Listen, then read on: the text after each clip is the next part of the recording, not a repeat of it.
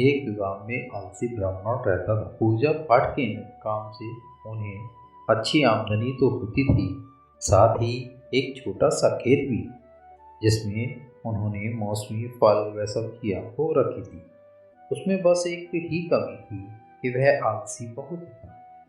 एक बार कहीं से पूजा पाठ करवा कर आ रहे थे तो रास्ते में उन्हें एक साधु ब्राह्मण मिले, जिन्हें वे अपने साथ अपने घर लेकर आ गए। अपनी पत्नी से स्वादिष्ट भोजन बनवाया। पति व पत्नी दोनों ने बड़े प्रेम भाव से भोजन करवाया तथा उसके बाद उन साधु के चरण धोए। साधु महाराज उन दोनों की सेवा भाव से अत्यंत प्रसन्न हुए। उन्होंने पूछा कि वो कोई मनोकामना हो तो बता। अब ब्राह्मण को अवसर मिल गया। वह तुरंत बोले, महाराज कुछ ऐसा कर दीजिए कि मुझे कोई काम न करना पड़े। मैं जो चाहूं मेरे बिना किए ही संपन्न हो जाए। साधु ने मनचाहा वरदान दे दिया और चले गए। अगले दिन जब वह ब्राह्मण अपने खेत पर जाने की तैयारी कर रहे थे, तभी वहां पर एक जिन प्रकट हुआ। जिन बोला, मुझे साधु महाराज ने आपकी सेवा में भेजा है।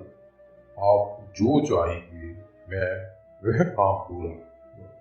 बस एक बात का ध्यान रखें कि मैं खाली नहीं बैठ सकता। मुझे हर क्षण कोई न कोई काम करने की आदत है।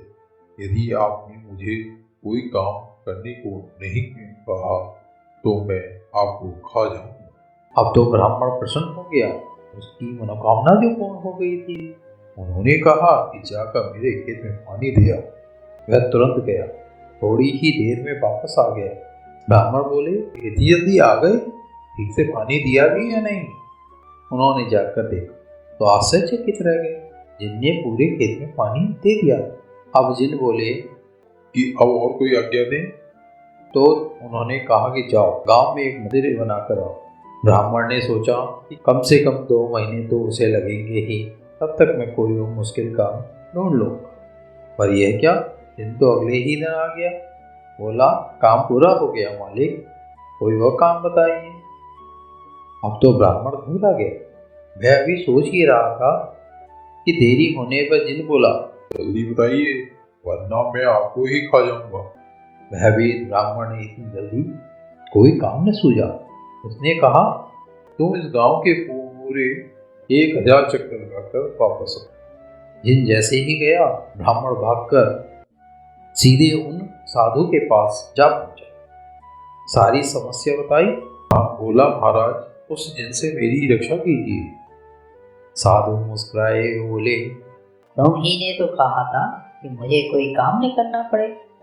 अब तो तुम्हें प्रसन्नता होनी चाहिए। वह बोला, नहीं महाराज, मुझसे गलती हो गई। कृपया उस जिन से मेरा पीछा छुड़ाइए।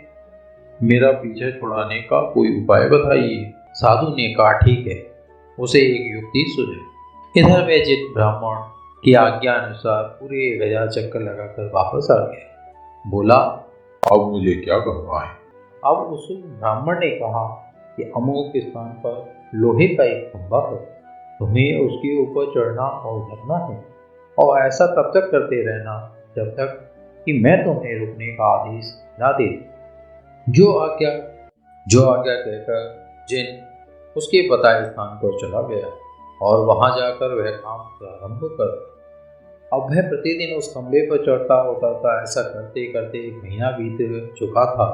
ब्राह्मण ने सोचा और चलकर देखा जाए कि उस जिन का क्या हाल है। जिन तो ऐसा परेशान हो चुका था। वह बोला, स्वामी मुझे और कोई काम दें। इस पर तो ब्राह्मण बोला, अभी कम से कम 2 महीने यही काम करना पड़ेगा, उसके बाद कोई काम बताऊंगा। ऐसा कहकर वहां से चला गया। अब जिन थककर चूर हो चुका था।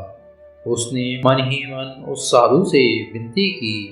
साधु ने जिन को ब्राह्मण के कार्य से मुक्त कर दिया और वापस उसके स्थान पर भेज दिया। आलसी ब्राह्मण को भी अच्छी शिक्षा प्राप्त हो चुकी थी। इस तरह दोनों का एक दूसरे से पीछा छूट गया।